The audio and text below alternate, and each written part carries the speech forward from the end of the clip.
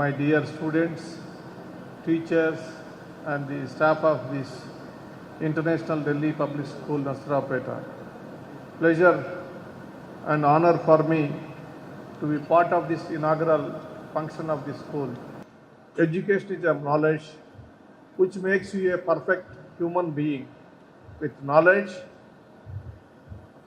confidence to live in the society, face any problem in the future, and also kind toward the other human beings and try to help the other people in the society.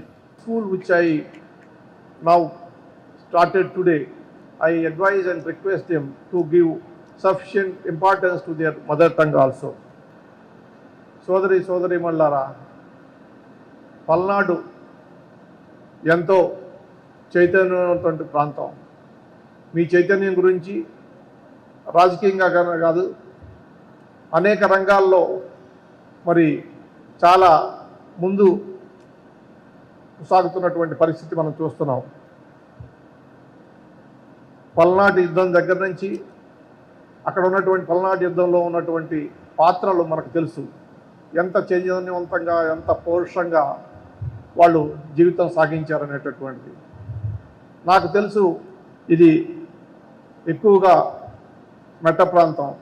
నేను కూడా ఒక మెట్ట ప్రాంతం నుంచి వచ్చినటువంటి రైతు కుటుంబానికి చెందినటువంటి వ్యక్తిగా చదువుకోవటం అనేటటువంటిది ఎంత కష్టసాధ్యమైనటువంటి విషయం అనేటటువంటి ఆ రోజుల్లో మేము చూసాం.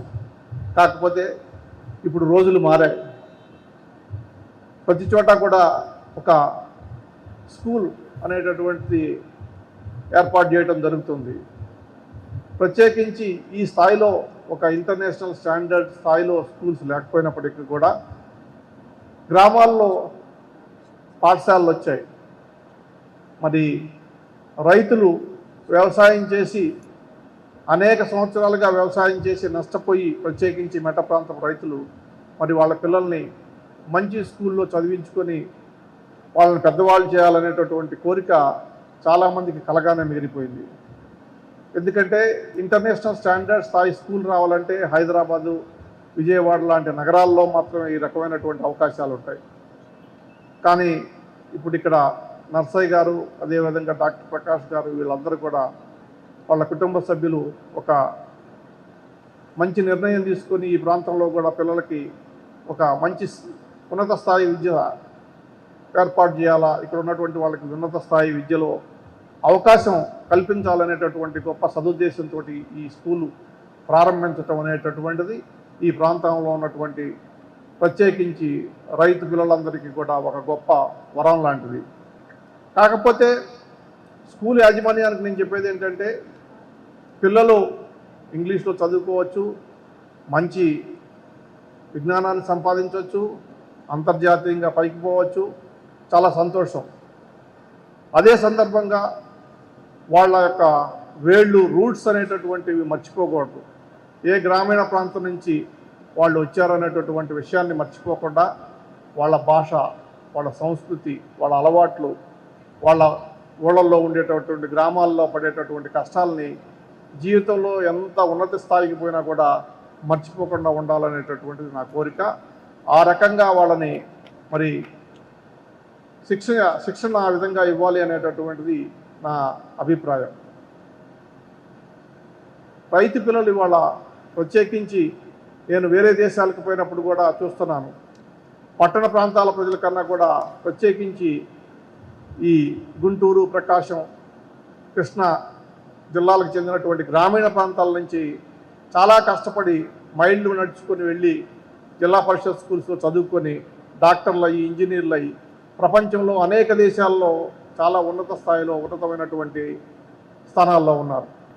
ఎక్కడికి పోయినా కూడా మాది గుంటూరు జిల్లానో, నర్సరావుపేటనో, లేకపోతే నెల్లూరనో, ఒంగోలునో ఇంకొక ప్రాంతం గురించి చెప్పి అక్కడ ఇంత కష్టపడి నేను చదువుకొని పైకి వచ్చాను, ఇప్పుడు ఇక్కడ గొప్ప డాక్టర్గా ఉన్నాను అని చెప్తే చాలా సంతోషం వేస్తుంది. ఎందుకంటే కష్టపడినటువంటిది ఇవాళ ఎవరికి కూడా అవకాశాలు ఉన్నప్పటికీ కూడా కష్టపడటం అనేటటువంటిది లేకపోతే పైకి రాలేరు. ఇటీవల కాలంలో మరి ఒక విద్యారంగంలోనే కాదు, వైద్య రంగంలోనే కాదు, అదేవిధంగా రాజకీయ రంగంలో కూడా దేశ విదేశాల నుంచి అక్కడ స్థిరపడి ఉన్నటువంటి వాళ్ళంతా వచ్చి ఇక్కడ ఎన్నికల్లో పోటీ చేయటం కానీ, రాజకీయంగా చైతన్యవంతంగా ఉండగానే సమాజ సేవ చేయటం కానీ చేస్తున్నారు. ఇదంతా కూడా చాలా శుభపరిణామం. ఎందుకంటే రాబోయే రోజుల్లో భారతదేశం ప్రపంచంలో అగ్రదేశంగా నిలబడబోతుంది. మరి యువకుల సంఖ్య ఎక్కువ శాతం ఉన్నటువంటి దేశం ఇది. మనకి మ్యాన్ పవర్ అనేటటువంటి అంటే మనుషుల సంఖ్య ఎక్కువగా భారతదేశంలో ఉంది. ఇవాళ ప్రపంచంలో మనుషుల శక్తి అనేటటువంటిది చాలా అవసరం. ప్రపంచంలో అనేక దేశాలు ఇవాళ వృద్ధాప్యంలోనూ ఉన్నటువంటి ముసలి వాళ్ళు, 80 ఏళ్ళ వాళ్ళు, 70 ఏళ్ళ వాళ్ళతో నిండిపోయింది. ఒక భారతదేశంలోనే యావరేజ్ ఏజ్ 25-26 సంవత్సరాలతోటి ఉండి చాలా యువదేశంగా ఉంది. రాబోయే రోజుల్లో ఇది ప్రపంచంలో నెంబర్ 1 దేశంగా మిగిలిపోతుంది. అందులో ప్రత్యేకించి మన తెలుగు ప్రాంతాలు మరింత అభివృద్ధి చెందబోతున్నాయి. మనం ప్రపంచానికే నాయకత్వం వహించేటటువంటి స్థాయికి ఎదగబోతున్నాం. కాబట్టి ఈ యొక్క విద్యా సంస్థలు, ఇక్కడ ఉన్నటువంటి స్కూల్స్, వీళ్ళంతా కూడా మంచి పిల్లల్ని భవిష్యత్తులో సమాజం మీద ప్రేమ, సమాజం అంటే గౌరవం, దేశం అంటే మట్టి కాదు, దేశం అంటే మనుషులు, సొంత లాభం కొంత మానుకొని పొరుగువాడికి తోడుపడడం అనేటువంటి గురజాడ సూక్తితోటి దేశం కోసం, సమాజం కోసం, ప్రజల కోసం మరి కృషి చేస్తారని చెప్పి ఆశిస్తూ, ఆ రకమైనటువంటి శిక్షణ ఇస్తారని చెప్పి నేను ఆశిస్తూ, ఈరోజు ఈ స్కూల్కి ప్రారంభానికి నన్ను పిలిచినందుకు సంతోషిస్తూ వీరిని అభినందిస్తున్నాను.